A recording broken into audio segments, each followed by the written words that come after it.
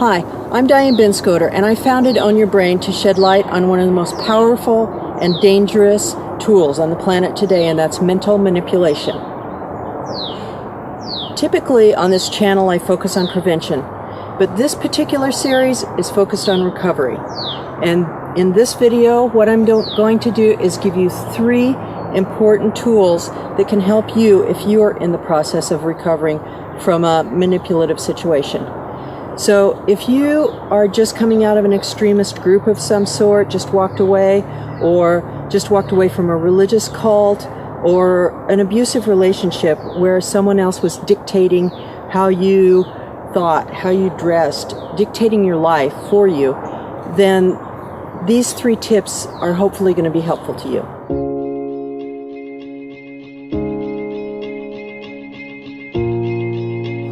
As many of you know, I was in a religious cult for 5 years, and during those years, I believed that I had found God. I believed that the head of my organization was God, and that the doctrine that I followed was the ultimate truth.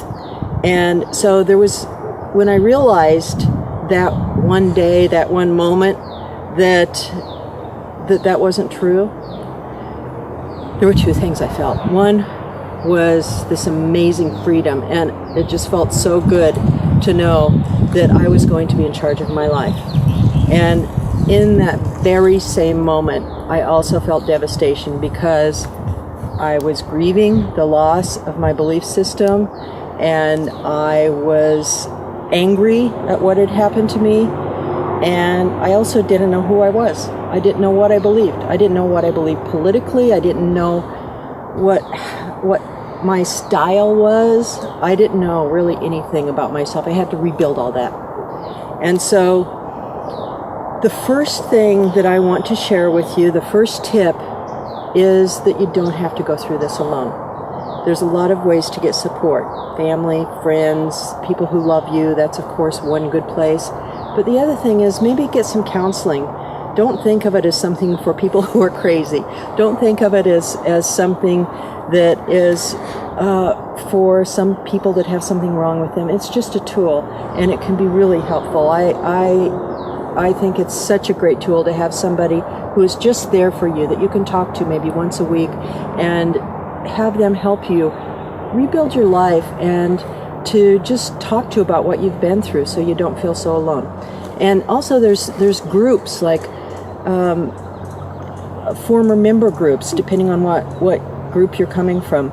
And you can look on Facebook and things. And if you're watching this and you know about some of those, if you've already found those, put those resources down below. Let's help each other with this. Let's work together as a community to help each other. And so that's my first tip, is to not feel like you have to be alone and get some help. The second one has to do with creativity. A lot of times when you are leaving that kind of situation, there's a lot of obsession that goes on in your mind, a lot of kind of feeling like circling around in your brain. And what you can do, what I did, was I wrote a book. Now, I'm not suggesting that you need to do that, or that you need to create a masterpiece of some sort, or write, the next opera or something. But maybe you'll write a song if you're into music, or maybe you'll create a piece of art that expresses what you're feeling. You need to express that anger, that grief, that all of those feelings that you're having. And so, put your heart down on paper, or put it into a journal.